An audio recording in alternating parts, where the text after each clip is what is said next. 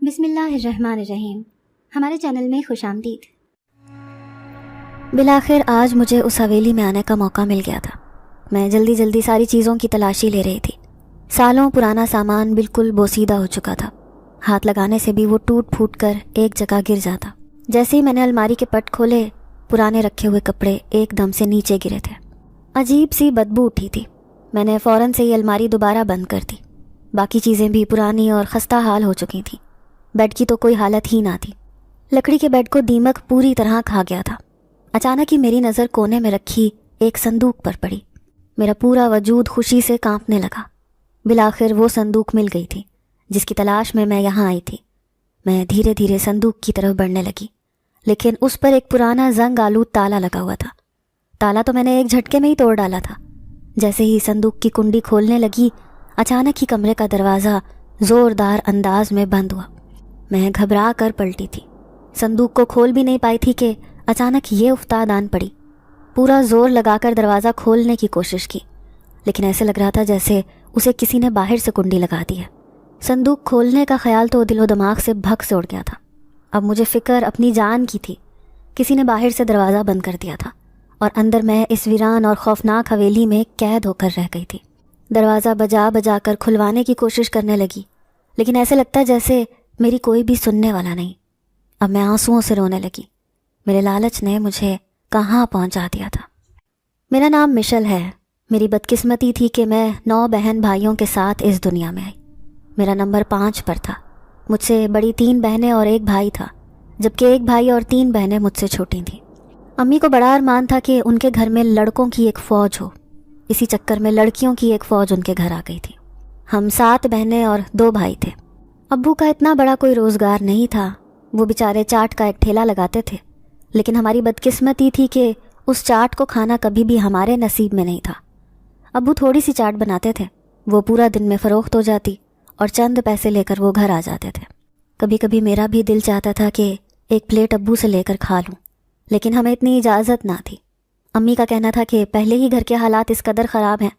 بڑی بہنوں نے تو میٹرک کے بعد سلائی وغیرہ سیکھ لی تھی، کافی حد تک وہ گھر کے اخراجات میں ہاتھ بٹا رہی تھیں، لیکن میں نے ضد کر کے میٹرک کے بعد کالج میں داخلہ لے لیا تھا۔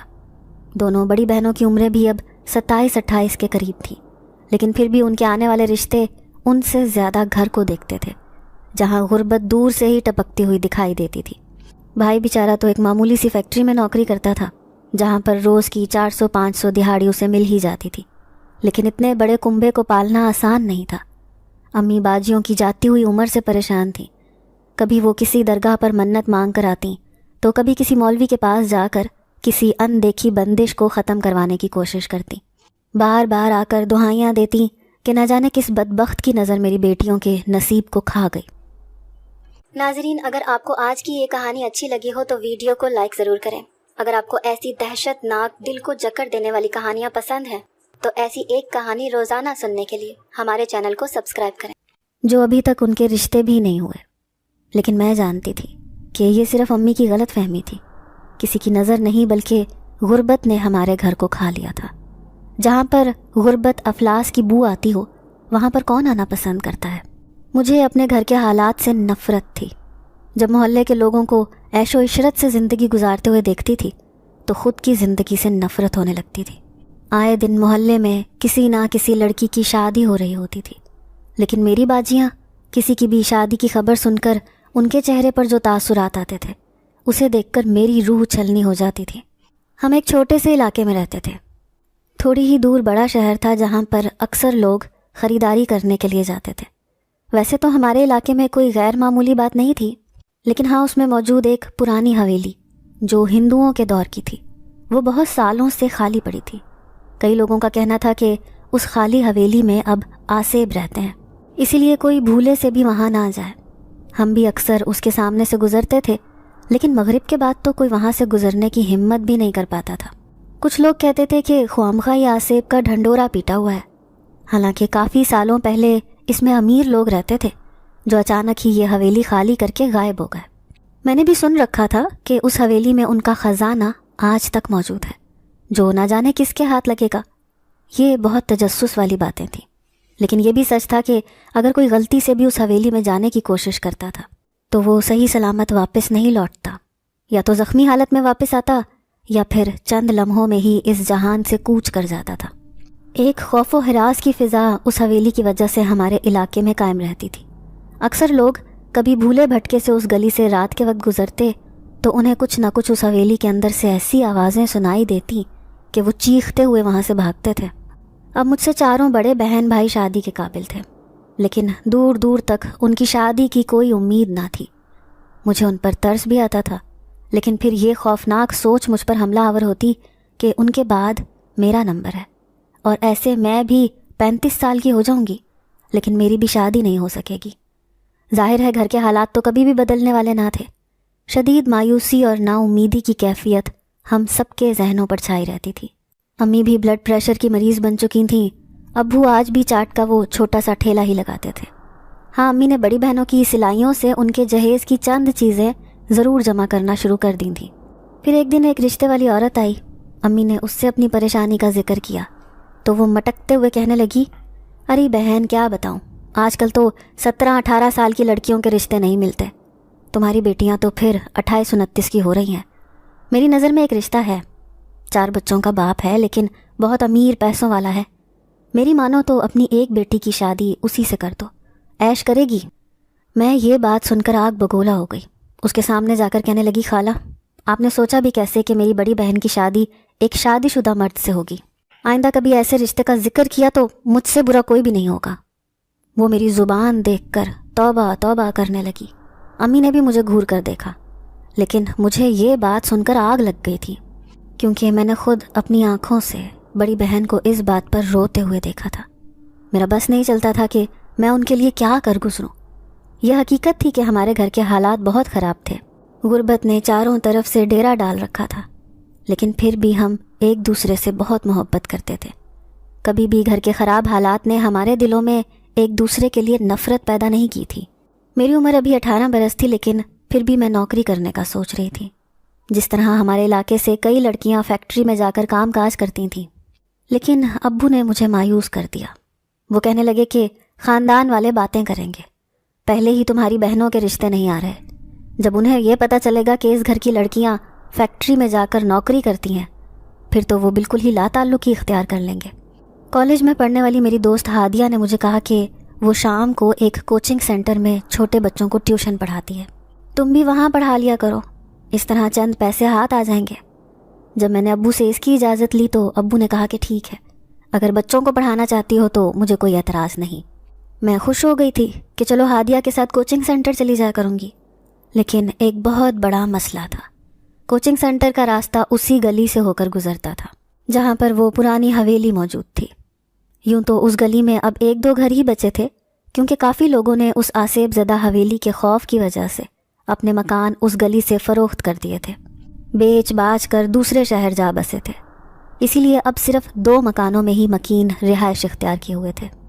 پھر میں نے ابو سے اس بات کا ذکر نہ کیا اور ہادیہ کے ساتھ کوچنگ سینٹر جانے لگی۔ ہادیہ کے گھر کے پاس ہی کوچنگ سینٹر تھا، یوں مجھے ہی وہاں سے اکیلے گزر کر اس کے گھر تک جانا پڑتا تھا۔ میں شام کے 7 بجے گھر لوٹتی تھی۔ ایک دن گھر واپس آ رہی تھی جب میں نے ایک گھر سے کسی بوڑھی عورت کے کراہنے کی آواز سنی۔ وہ تکلیف سے تڑپ رہی تھی۔ مجھ سے رہا نہ گیا، میں نے گھر کے اندر جھانک کر دیکھا۔ سامنے کمرے پر نگاہ پڑی تو ہوش و حواس اڑ گئے۔ میلی کچیلی حالت میں وہ بوڑھی عورت بستر پر پڑی بری طرح کراہ رہی تھی۔ گندگی سے اٹا ہوا گھر، ایسے لگتا تھا جیسے سالوں سے اس میں صفائی نہ کی گئی ہو۔ بے اختیار بدبو کا ایک جھونکا میری ناک سے ٹکرایا۔ اف خدا، کوئی ایسی حالت میں بھلا کیسے اپنی زندگی گزار سکتا ہے؟ مجھے اس بوڑھی عورت پر بے تحاشا ترس آیا۔ وہ پانی مانگ رہی تھی، میں نے جلدی سے اسے پانی پلایا، پھر اسے اس کی دوا کھلا دی۔ دوا کھانے کے بعد اس کی تکلیف میں کمی آئی تھی۔ جب ہی ساتھ والی پڑوسن چلی آئی، مجھے دیکھ کر کہنے لگی، ارے کب تک اس بڑھیا کی خدمت کرو گی؟ اس سے تو سبھی اکتا جاتے ہیں، پہلے اس کی اولاد چھوڑ کے بھاگ گئی، اب ہم بھی اس سے تنگ ہیں، نہ جانے کتنے سال جیے گی یہ منحوس۔ مجھے اس کا لہجہ بہت برا لگا تھا، اس لیے میں تیز لہجے میں کہنے لگی، کیسی باتیں کر رہی ہیں خالہ آپ؟ بھلا کوئی انسان کسی انسان سے کیسے تنگ آ سکتا ہے؟ اگر خدا نے ان کو زیادہ لمبی عمر دی ہے تو وہ اپنی مدت پوری کر کے ہی اس دنیا سے رخصت ہوں گی، نہ کہ آپ انہیں یوں بد دعائیں دینے لگ جائیں۔ وہ عورت غصے میں آنکھیں نچا کر کہنے لگی، اچھا ٹھیک ہے، اگر تمہیں اس سے اتنی ہمدردی ہے تو تم اس کی خدمت گزاری کرنے آ جایا کرو۔ دیکھ نہیں رہی اس کا گھر کس قدر بوسیدہ ہو رہا ہے؟ بھئی ہم لوگ تو اس گھر میں جھانکنا بھی پسند نہیں کرتے، آخر اس کی سگی اولاد اسے کیوں چھوڑ کر بھاگی ہے؟ تبھی میں اماں کو تسلی دیتے ہوئے کہنے لگی، اماں جی آپ کو پریشان ہونے کی کوئی ضرورت نہیں، اب میں روزانہ آپ کے پاس آیا کروں گی، یہ جتنی بھی گندگی ہے جلد ہی آپ کے گھر سے دور ہو جائے گی۔ میری ہمدردی پر ان کی آنکھوں میں آنسو آ گئے۔ پھر کہنے لگی، نہیں بیٹا، بس زندگی کے 2 دن ہی بچے ہیں، کسی طرح انہیں کاٹ لوں گی، اس کے بعد تو قبر میں ہی سکون ملے گا۔ وہ عورت تو سر جھٹکتے ہوئے جا چکی تھی، لیکن مجھے ان کی حالت نے بہت متاثر کیا۔ گھر جا کر بھی میں بہت بے چین رہی۔ پھر میں نے امی کے سامنے تذکرہ کیا کہ امی ایسے ایسے اس گلی میں رہنے والی بوڑھی عورت آج اتنے برے حال میں ہے۔ امی نے پہلے مجھے گھور کے دیکھا، کہنے لگیں کہ تم اس گلی سے گزر کے کیوں جاتی ہو، اور وہ بھی شام کے وقت؟ اور جس عورت کی تم بات کر رہی ہو وہ اپنے دور کی امیر کبیر عورت تھی، اس کا نام نائلہ درانی ہے، وہ اس علاقے کی سب سے امیر عورت تھی، لیکن دیکھو وقت اور حالات نے اس بیچاری کو کہاں پہنچا دیا۔ اس کے 4 بیٹے تھے اور 1 بیٹی، چاروں بیٹے امریکہ میں اپنی اپنی فیملی کے ساتھ رہتے ہیں، جبکہ بیٹی بھی کینیڈا شفٹ ہو گئی ہے۔ یوں اس کا حال پوچھنے والا کوئی بھی نہیں، اور نہ ہی کوئی اسے ساتھ لے کر جانا چاہتا ہے۔ آج اس کے حالات ایسے ہیں کہ وہ بستر پر پڑی تڑپ رہی ہے۔ امی نے تو اس کی کہانی سنا دی تھی، لیکن میں نے سوچ لیا تھا کہ میں اس بوڑھی عورت کو ایسے ہی نہیں چھوڑوں گی، مجھ سے جتنی خدمت ہو پائی میں کرنے کے لیے تیار ہوں۔ پھر جیسے ہی کوچنگ سینٹر سے چھٹی ہوتی میں فوراً ہی اس اماں جی کے گھر چلی آئی۔ پہلے جھاڑو لے کر اس کے گھر کی پوری گندگی صاف کی، دیواروں کو جھاڑا، بڑے بڑے جالے ہٹائے، اس کے بعد اس کے کچن کی صاف ستھرائی کی۔ ایک بات محسوس کر کے میرا ماتھا ٹھنکا تھا، اگر یہ بوڑھی عورت اتنے سالوں سے اکیلی رہ رہی ہے اور اس کی اولاد کا اس سے کوئی رابطہ نہیں ہے، تو ایسا کیسے ممکن ہے کہ اسے اپنی ضرورتیں پوری کرنے کے لیے پیسوں کی ضرورت نہ پڑتی ہو؟ تبھی میں نے تجسس سے یہ بات اماں جی سے پوچھی۔ وہ کہنے لگی، ارے بیٹا، وقت کے ساتھ ساتھ میری آنکھیں تو دھندلا گئی ہیں، بس رات کے وقت ایسا محسوس ہوتا ہے کہ کوئی اس گھر میں آتا ہے اور چپ چاپ سارا سامان رکھ کے چلا جاتا ہے۔ میں نہیں جانتی کہ وہ کون ہے، کہاں سے آتا ہے، لیکن بس کوئی ہے جو میری چپ کے مدد کر رہا ہے۔ ان کی بات نے میرے ہوش اڑا دیے تھے۔ میں حیران ہو گئی، دل چاہتا کہ ایک رات رک کر اس بات کی تحقیق کروں کہ آخر وہ کون اتنا مہربان شخص ہے جو اماں جی کے پاس اس کی مدد کرنے آتا ہے۔ بے اختیار میرے دل سے اس کے لیے دعا نکلنے لگی۔ بظاہر ان کا گھر بہت گندگی سے بھرا ہوا تھا، لیکن پھر بھی ساز و سامان کی کوئی کمی نہ تھی، حتیٰ کہ کچن میں بھی سارا سامان، راشن وغیرہ موجود تھا۔ اب میں ان کے لیے سوپ وغیرہ بھی بنا دیتی، دلیا بھی بنا دیتی، انہیں جس چیز کے کھانے کی خواہش ہوتی میں ان کی فرمائش پر وہی سب کچھ بنا دیا کرتی تھی۔ یوں رات کے 9 بجے میں گھر لوٹنے لگی۔ امی ابو اس بات پر غصہ کرنے لگے۔ پھر میں نے بالآخر انہیں سچائی بتائی اور کہا کہ میں اماں جی کی خدمت گزاری کرنے کے لیے ان کے گھر پر رکتی ہوں۔ ابو خدا کے لیے مجھے روکیے گا نہیں، کیونکہ نہ جانے کب بیچاری کی آنکھیں بند ہو جائیں، میں انہیں ایسے اکیلے تڑپتے ہوئے مرنے نہیں دینا چاہتی۔ امی ابو کی ہمدرد فطرت کی وجہ سے ہم سارے بہن بھائیوں میں نیکی کوٹ کوٹ کر بھری ہوئی تھی۔ پھر اس دن کے بعد سے امی ابو نے مجھے منع نہیں کیا۔ اب میں ہر روز اماں جی کے گھر آنے جانے لگی۔ یوں میری خدمت گزاری سے جلد ہی وہ زندگی کی طرف لوٹنے لگی۔ اب وہ ایک بار پھر سے جینے کی امنگ کرنے لگی تھیں، ورنہ پہلے وہ بار بار یہی کہتی تھیں کہ نہ جانے کب میری آنکھیں بند ہو جائیں، کوئی بھروسہ نہیں۔ پھر ایک دن مجھے یہ جان کر حقیقت ہوئی کہ اماں کی عمر 90 برس تھی، وہ اپنی ایک اچھی زندگی گزار رہی تھیں، لیکن آج تک یہ معمہ حل نہ ہو سکا کہ اماں جی کی آدھی رات کو خدمت کرنے والا وہ آدمی کون تھا جو چھپکے سے ان کی مدد کرنے آتا تھا۔ پھر ایک دن میں امی سے کہنے لگی کہ میں ایک رات کے لیے اماں کے گھر رکنا چاہتی ہوں۔ اس بات کی انہوں نے اجازت نہ دی، کہنے لگی ہرگز نہیں، بھلے ہی تم ان کی خدمت کرنے جاؤ، مدد کرنے جاؤ، کھانے پینے کا خیال رکھو، لیکن ان کے گھر میں تمہیں رکنے نہیں دوں گی۔ میں ان کی بات سن کر مایوس ہو گئی، سوچنے لگی کہ نہ جانے میرے سامنے کبھی یہ راز کھل پائے گا یا نہیں کہ وہ مددگار آدمی کون ہے جو راتوں کو اماں کے گھر آتا ہے۔ پھر ایک شام میں ان کے گھر میں موجود تھی، تب میں نے ان کی الماری کھول کر دیکھی۔ ایک بڑا سا البم ان کی الماری میں موجود تھا۔ میں الٹ پلٹ کر دیکھنے لگی، تبھی اماں نے آواز لگائی، ادھر لے کر آؤ بیٹی، اسے میرے پاس لے کر آؤ۔ میں فوراً ہی وہ البم ان کے پاس لے گئی۔ وہ اداسی سے اسے دیکھتے ہوئے کہنے لگیں، یہ تو میری یادگار ہے، میرے سارے بچوں کی تصویریں اس میں موجود ہیں۔ پھر وہ پورا البم کھول کھول کر دکھانے لگی۔ یہ دیکھو، یہ میرا بڑا بیٹا، یہ چھوٹا بیٹا، اور یہ بیٹی ہے میری سب سے لاڈلی اکلوتی بیٹی۔ ان کے سارے بچے بہت خوبصورت تھے، خود اماں جی بھی جوانی میں بے انتہا خوبصورت تھیں۔ پھر انہوں نے ایک تصویر پر انگلی رکھی، کہنے لگی، یہ دیکھو، یہ حویلی میں رہنے والی میری سہیلی تھی اور یہ اس کا شوہر ہے۔ انہوں نے ایک جوان آدمی اور ایک عورت کی تصویر دکھائی، ساتھ میں ان کے 3 بچے بھی موجود تھے۔ میں یہ دیکھ کر حیران رہ گئی۔ پھر تجسس سے کہنے لگی، اماں جی، کیا آپ اس حویلی میں رہنے والے اس خاندان کو جانتی ہیں؟ میری بات سن کر وہ پوپلے منہ سے ہنسی تھی۔ پھر کہنے لگی، ارے تو اور نہیں تو کیا، ہمارا تو دن رات کا ساتھ تھا، اس حویلی میں روزانہ میرا آنا جانا ہوتا تھا۔ میں ان کی بات پر حیران ہوئی۔ پھر کہنے لگی کہ لیکن سارے علاقے کے لوگ تو کہتے ہیں کہ یہ حویلی آسیب زدہ ہے، یہاں تو سالوں سے کوئی بھی نہیں رہتا۔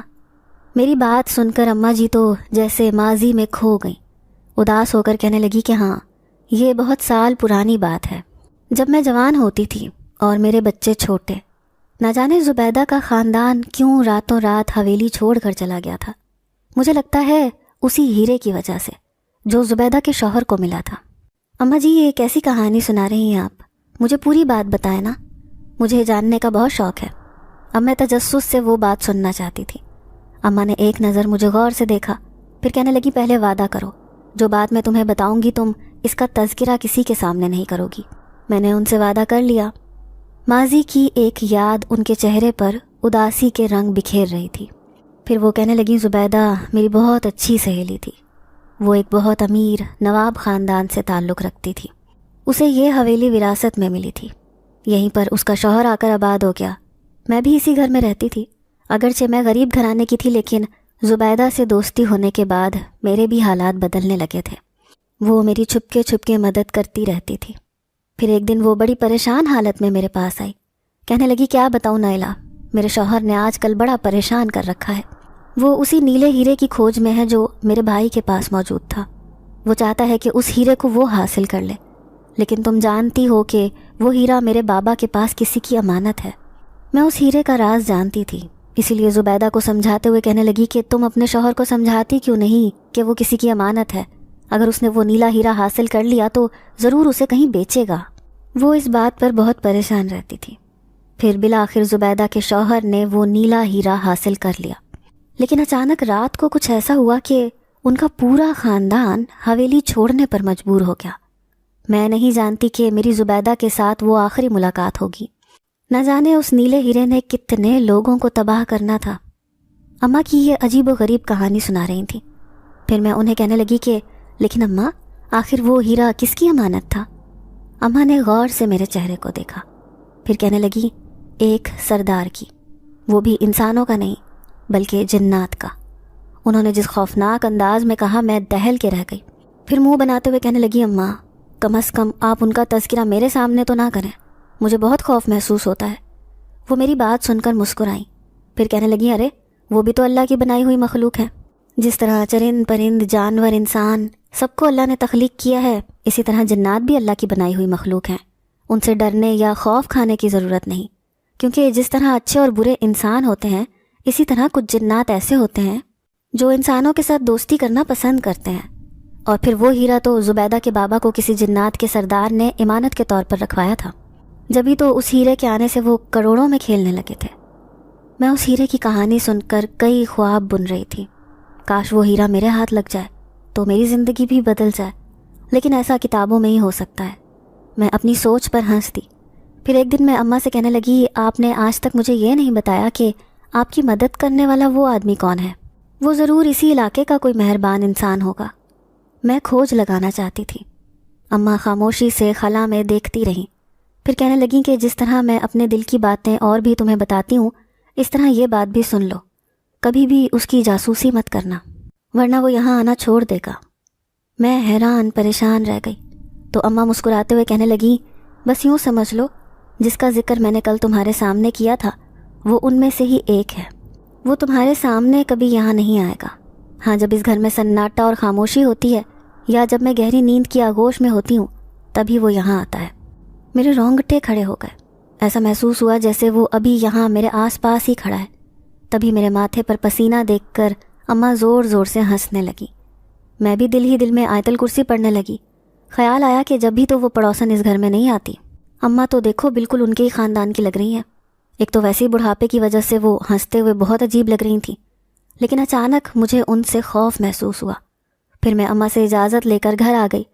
اکثر رات کو لیٹتی تو دماغ میں انہی کی باتیں چلتی رہتی تھیں. پھر مجھے صبح کالج جاتے ہوئے پتہ چلا کہ بڑی باجی کی شادی امی نے ایک شادی شدہ آدمی سے طے کر دی ہے. یہ خبر مجھ پر بجلی بن کر گری تھی. میں حیرت سے امی کو دیکھتے ہوئے کہنے لگی کہ آپ نے ایسا سوچا بھی کیسے؟ امی کیوں باجی کی زندگی برباد کرنا چاہتی ہو؟ امی نے غصے سے کہا تو کیا کروں؟ باجی سے نیچے والی کو دیکھوں یا تمہاری باجی کو دیکھوں؟ اب تو تمہارا بھائی بھی کتنی عمر کا ہو گیا ہے، اب اس کی بھی شادی کرنی ہے. وہ بار بار کہتا ہے کہ پہلے بہنوں کو نمٹاؤ اس کے بعد میرا نمبر آئے. میں مجبور ہوں بیٹا، کیا کروں؟ جہیز کے نام پر ایک ڈھیلا بھی میرے پاس نہیں ہے. آخر کو اس شادی شدہ مرد سے ہی تمہاری باجی کی شادی کروں گی، وہ تو جہیز بھی نہیں مانگ رہا. میں شدید غصے سے رونے لگی. تبھی بڑی باجی آ کر مجھ سے پیار سے کہنے لگی، جو ہو رہا ہے ہونے دو گڑیا، تمہیں زیادہ پریشان ہونے کی ضرورت نہیں، بس میرے نصیب میں یہی لکھا تھا. لیکن آخر کار غربت جیت گئی اور ہم بیٹیوں کا نصیب ہار گیا. میرا بس نہیں چل رہا تھا کہ میں سب کچھ توڑ پھوڑ کر رکھ دوں. آخر کب ہمارے حالات بدلیں گے؟ راستے میں آتے پتھروں کو بلا وجہ ٹھوکر مارتے میں غصے سے چلی جا رہی تھی. اچانک ہی کسی لمبے چوڑے وجود سے ٹکرائی. میں نے دیکھا سامنے ایک خوبصورت نوجوان تھا، لیکن میرے ٹکرانے کے باوجود بھی وہ مسکراتا ہوا مجھے دیکھ رہا تھا. میں بڑی شرمندگی سے کہنے لگی، معاف کیجیے گا، میں ذرا پریشانی میں تھی. وہ مجھے دیکھ کر کہنے لگا، جی ہاں، آپ کے چہرے پر ہی لکھا ہے کہ آپ گھر سے روتی ہوئی نکلی ہیں. میں نے جلدی سے اپنی آنکھیں صاف کی. پھر وہ سرگوشی کرتے ہوئے کہنے لگا، فکر مت کرو، بس چند دن بعد تمہارے چہرے پر خوشیاں ہی خوشیاں ہوں گی. یہ کہتے ہی وہ میرے سامنے سے گزر کر چلا گیا. میں فوراً پلٹ کر اسے دیکھنا چاہتی تھی، لیکن میرے پیروں تلے سے زمین نکل گئی. دور دور تک اس کا نام و نشان بھی نہیں تھا. میں وہیں سر تھام کر کھڑی اسے دائیں بائیں تلاش کرنے کی کوشش کر رہی تھی. وہ بھوت تھا یا پھر انسان؟ یہی سوچ لے کر میں کالج چلی آئی. ہادیہ اپنی نانی کے گاؤں گئی ہوئی تھی، اسی لیے کالج آ کر میں بور ہوتی تھی. آدھے گھنٹے کی چھٹی لے کر آج میں اماں کے گھر جلدی آ گئی. پورا گھر بکھرا ہوا تھا. ان کے گھر میں لگا ہوا درخت جو سوکھے پتے بکھیر دیتا تھا. میں جھاڑو لے کر انہیں صاف کرنے لگی. اب چونکہ سردیوں کا موسم شروع ہو گیا تھا، اس لیے ان کی طبیعت آج کل ٹھیک نہیں رہتی تھی. کبھی کبھی میرے دل میں دھڑکا لگا رہتا کہ وہ آج نہیں تو کل بس جانے والی ہیں. میں یہ سوچ کر رنجیدہ ہو جاتی کہ اگر وہ رات میں اس دنیا سے رخصت ہو گئیں تو ان کے پاس کوئی بھی نہیں ہوگا. ان کے مرتے وقت میں ان کے پاس ہونا چاہتی تھی. میں ان کے پاس آ کر بیٹھی تو انہوں نے میرا ہاتھ تھام لیا. پھر بڑے پیار سے کہنے لگی، تم میری سب سے پیاری بیٹی ہو، اتنی خدمت تو شاید میری سگی اولاد بھی نہ کرتی. ایسے لگتا ہے آج کی رات میں مر جاؤں گی. کیا تم ایک رات کے لیے میرے پاس رک سکتی ہو؟ وہ بڑی امید بھری نظروں سے مجھے دیکھ رہی تھی. میں ان کی بات سن کر رونے لگی. پھر مسکراتے ہوئے کہنے لگی، ٹھیک ہے، میں امی ابو کو بتا کر آتی ہوں. اماں جی، آپ کو کچھ بھی نہیں ہوگا، خدا آپ کو 100 سالہ زندگی دے. وہ میری بات پر مسکرا کر کہنے لگی، ارے اتنی لمبی زندگی جی کر مجھے کیا کرنا ہے؟ میں تو اتنی بدقسمت ہوں کہ میری اولاد نے مجھے پلٹ کر بھی نہ پوچھا. اب میں بھاگم بھاگ گھر گئی. امی سے کہا کہ آج رات میں اماں جی کے پاس رکوں گی، ان کی طبیعت بہت خراب ہے. امی بھی پریشان ہو گئی، کہنے لگی، میں بھی تمہارے ساتھ چلتی ہوں. لیکن چونکہ 1 ہفتے بعد باجی کی شادی تھی، اس لیے انہوں نے کہا کہ تم گھر پر ہی رک جاؤ اور اسے اماں کے پاس جانے دو. میں بہت خوش ہوئی کہ امی ابو نے مجھے اماں جی کے گھر رکنے کی اجازت دے دی تھی. آج ان کو میری بہت ضرورت تھی. ان کی حالت بہت خراب ہو رہی تھی. وہ بار بار کہتی کہ بس میں چند گھڑیوں کی مہمان ہوں. اب میں ان کے پاس بیٹھی رہی پوری رات. مجھے نیند بھی نہیں آ رہی تھی، لیکن اچانک ہی جیسے وہ ہوش میں آئی. پھر میرا ہاتھ تھاما، کہنے لگی، میری بیٹی، میں تمہیں ایک بات بتا کر جانا چاہتی ہوں. پرانا ایک راز میرے سینے میں دفن ہے جو میں نے آج تک کسی کو نہیں بتایا. تم نے میری اتنی خدمت کی ہے، اس لیے میں چاہتی ہوں تمہاری قسمت بدل جائے. ہو سکتا ہے کہ میری بات سچ نہ ہو، لیکن مجھے پورا یقین ہے کہ ایک ایسا راز آج بھی اس حویلی کی دیواروں میں دفن ہے اور وہ کسی بھی انسان کی قسمت کو پلٹ کر رکھ دے گا. میں حیران تھی کہ اماں جی کیسی باتیں کر رہی ہیں. تبھی وہ بڑے پراسرار انداز میں کہنے لگی، یہ بہت پرانی بات ہے. زبیدہ اس حویلی کو چھوڑنے سے 1 رات پہلے میرے پاس آئی تھی. اس نے مجھے لال کپڑے میں لپٹا ایک ہیرا تھمایا تھا۔ کہنے لگی کہ میرا شوہر اسے بیچنے کا ارادہ رکھتا ہے، لیکن یہ بابا نے میرے پاس بطور امانت رکھوایا تھا۔ میں کسی صورت اسے اس کے حوالے نہیں کروں گی، اس لیے میں اپنے شوہر سے چھپ کر تمہارے پاس آئی ہوں۔ بس اسے اپنے پاس رکھ لو۔ میں اس حویلی کو چھوڑ کر جا رہی ہوں، لیکن حویلی کا وہ کمرہ جس میں کوئی آتا جاتا نہیں، یہ ہیرا تم اس میں موجود ایک صندوق میں رکھ دینا۔ اگر وہ جنات پلٹ کر واپس آئے تو ضرور اپنی امانت لینے آئیں گے، اور اگر انہوں نے سچ میں یہ بابا کو سونپ دیا ہوگا تو یہ ایسے کا ایسا محفوظ رہے گا۔ میں نہیں چاہتی کہ یہ کسی لالچی انسان کے ہاتھ لگے۔ کوئی ایسا انسان جو واقعی اس کا مستحق ہو وہ اسے حاصل کرے تو مجھے خوشی ہوگی۔ یہ کہتی اس نے وہ ہیرا میرے پاس رکھوا دیا۔ پھر اسی رات وہ اپنے پورے خاندان کے ساتھ حویلی چھوڑ کر چلی گئی، لیکن میں بری طرح پریشان ہو گئی، کیونکہ کہیں میرے بچے جوان ہونے کے بعد اسے حاصل نہ کر لیں، کیونکہ یہ ایک امانت تھی۔ اسی لیے ایک رات میں اس خالی حویلی میں چھپکے سے گئی اور اسی کمرے کو تلاش کرنے لگی۔ بالآخر وہ کمرہ مجھے مل گیا، اور اس پرانے صندوق میں میں نے اس ہیرے کو حفاظت سے رکھ دیا اور ہمیشہ کے لیے اس کا دروازہ مقفل کر دیا۔ پھر آہستہ آہستہ اس حویلی میں عجیب و غریب حرکتیں ہونے لگیں۔ لوگوں کا کہنا تھا کہ وہ آسیب زدہ ہے، لیکن زبیدہ کے جانے کے بعد میں کبھی بھی وہاں نہ گئی۔ پھر دیکھتے ہی دیکھتے میرے بچے جوان ہوئے، انہوں نے اعلیٰ تعلیم حاصل کی، لیکن شاید میری قسمت میں ان کی خدمت نہیں لکھی تھی، جبھی تو آج اکیلی بستر مرگ پر پڑی ہوں۔ لیکن تم جیسی لڑکی جس نے بنا کسی لالچ کے میری اتنی خدمت کی، میں بہت خوش نصیب ہوں کہ آخری وقت میں تم نے میرا اتنا ساتھ دیا۔ تم واقعی تعریف کے لائق ایک خدمت گزار اور نیک لڑکی ہو۔ میرے مرنے کے بعد اس حویلی میں ضرور جانا۔ اگر اس صندوق میں وہی ہیرا موجود ہوا تو سمجھ لینا کہ جنات اپنی مرضی سے اسے چھوڑ کر گئے ہیں۔ وہ کسی کو بھی مل سکتا ہے، لیکن زیادہ تر لوگ وہاں کا رخ نہیں کرتے۔ وہ مرتے مرتے مجھے ایک گہرا راز بتا کر چلی گئیں۔ پھر کلمہ پڑھ کر انہوں نے دم توڑ دیا۔ آہستہ آہستہ محلے کے لوگ جمع ہو گئے، کسی کا بھی ان کی اولاد سے رابطہ نہیں تھا۔ پھر امی ابو نے ہی ان کی تدفین وغیرہ کی، اور محلے کے لوگوں نے کہا کہ کتنی بدبخت اولاد تھی جس نے کبھی پلٹ کر اپنی ماں کا منہ دیکھنا بھی گوارا نہ کیا۔ لیکن میں حیران تھی کہ آخر اماں جی نے مجھ پر اتنا بڑا احسان کیسے کیا، وہ راز جسے انہوں نے اپنی اولاد سے بھی چھپایا تھا، لیکن وہ سب مجھے بتا کر اس دنیا سے رخصت ہو گئی۔ اماں جی کے مرنے کے بعد یہ گھر بھی خالی ہو گیا تھا۔ میں بھی ہر وقت اداس رہتی تھی۔ امی مجھے سمجھاتی تھیں کہ بہن کی شادی کے دن قریب آ گئے ہیں، سادگی سے اس کا نکاح ہے، اس لیے زیادہ دھوم دھام بھی نہیں کی۔ لیکن میں باجی کے لیے بھی اداس تھی، جن کی شادی ایک پہلے سے شادی شدہ مرد سے ہو رہی تھی۔ ہر وقت میرے ذہن میں اماں کی وہ بات کل بلاتی رہتی، کوئی مرتا ہوا آدمی کبھی جھوٹ نہیں بول سکتا۔ میں سب سے چھپ کر ایک بار اپنی قسمت آزمانا چاہتی تھی، لیکن وہاں جاتے ہوئے بھی خوف محسوس ہوتا تھا۔ آخرکار اس علاقے کے لوگ جھوٹ تو نہیں بولتے ہوں گے، ضرور وہاں پر ابھی بھی جنات کا بسیرا ہے۔ پھر باجی کی شادی خیریت سے ہو گئی، آخر وہ اپنے گھر کی ہو چکی تھی۔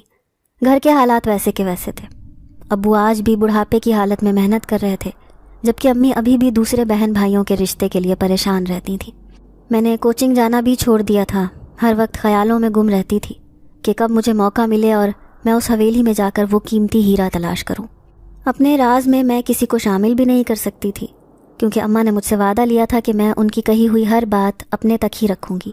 پھر ایک رات آخرکار مجھے جانے کا موقع مل گیا۔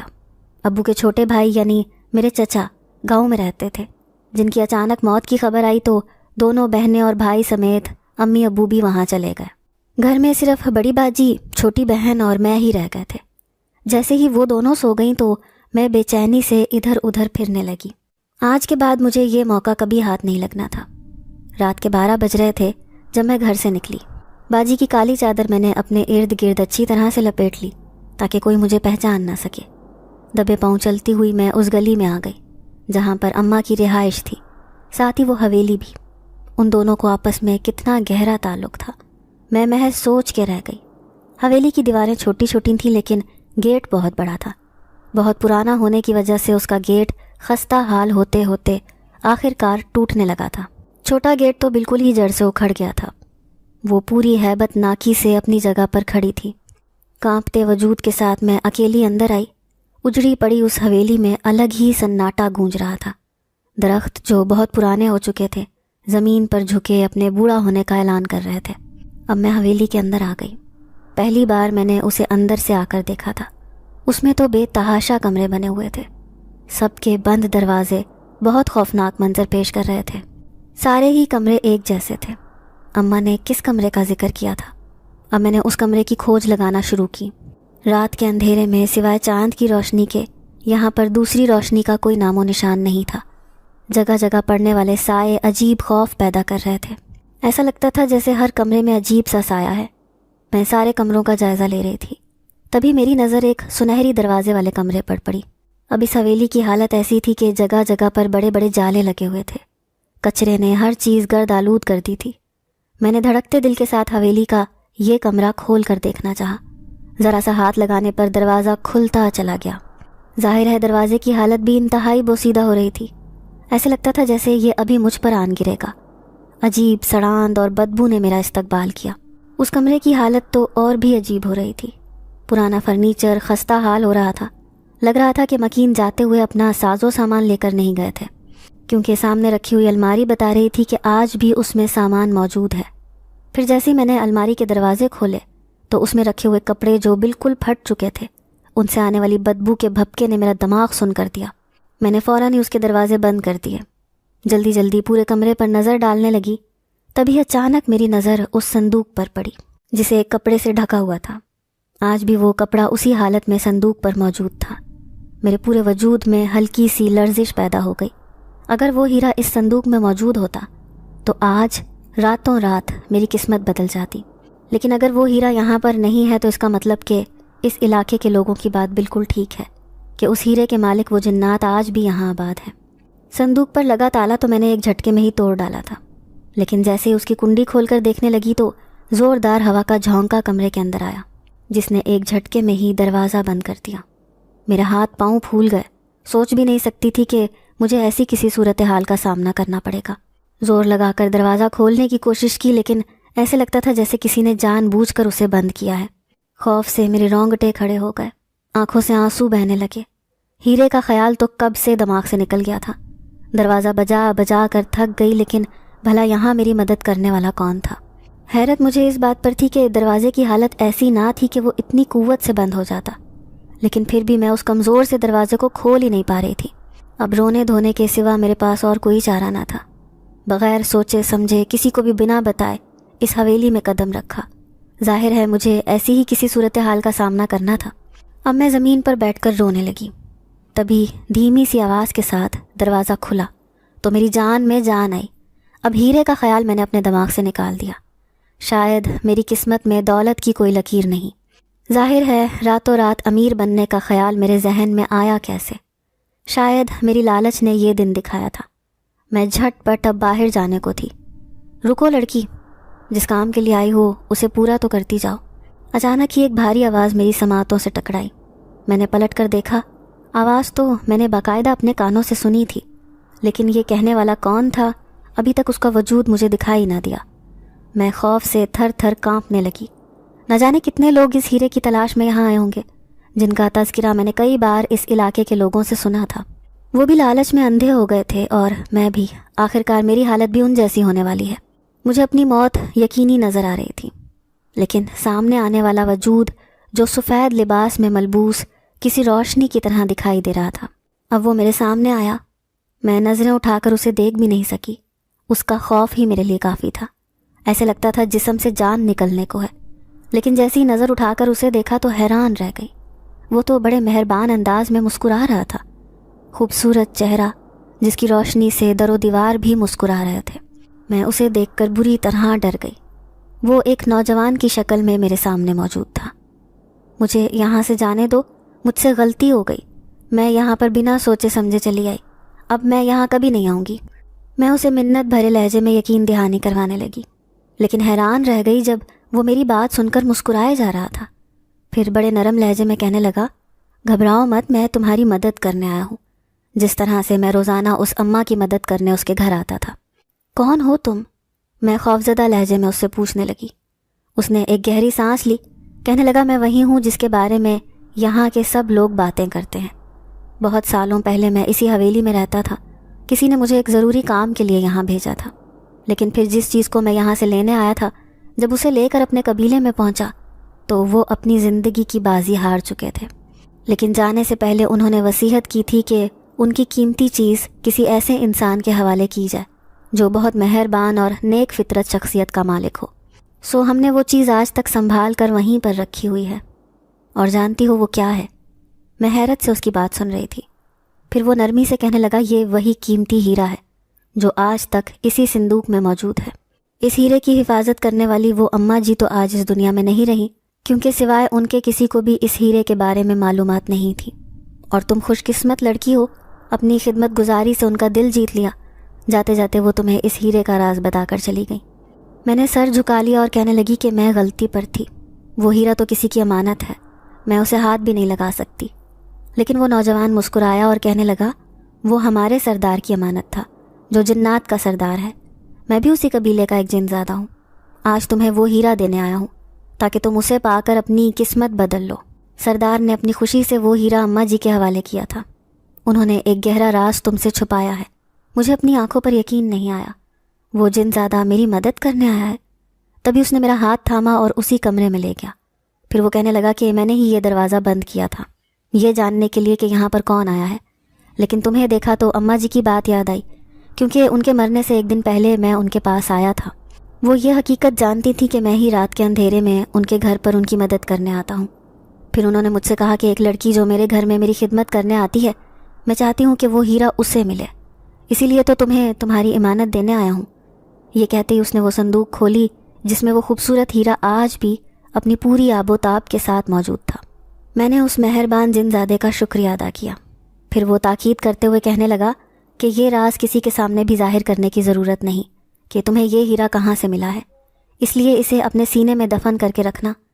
جاؤ جا کر اپنی اور اپنے گھر والوں کی قسمت بدل لو، کیونکہ جن لوگوں کے دل لالچ سے پاک ہوتے ہیں اور نیت نیک ہوتی ہے، انہیں خدا ایسے ہی مالا مال کرتا ہے۔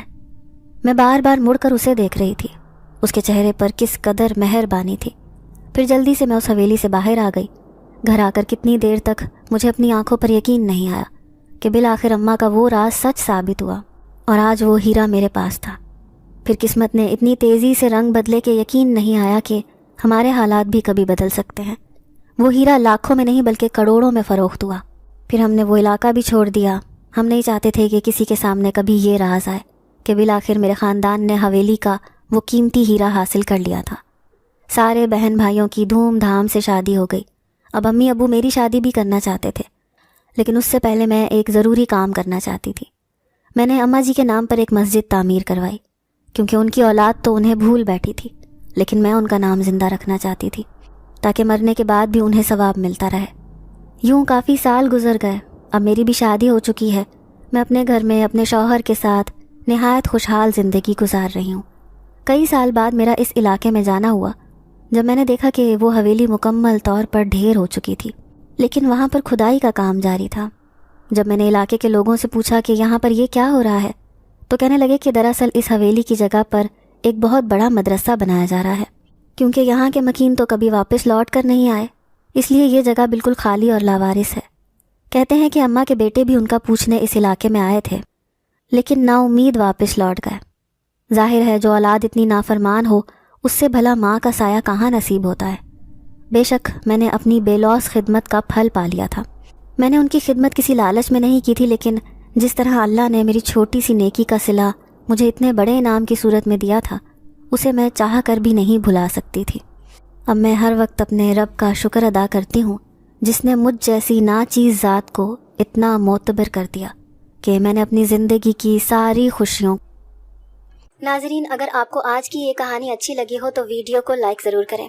اگر آپ کو ایسی دہشت ناک دل کو جکڑ دینے والی کہانیاں پسند ہیں تو ایسی ایک کہانی روزانہ سننے کے لیے ہمارے چینل کو سبسکرائب کریں۔ اجازت چاہتے ہیں، اللہ حافظ۔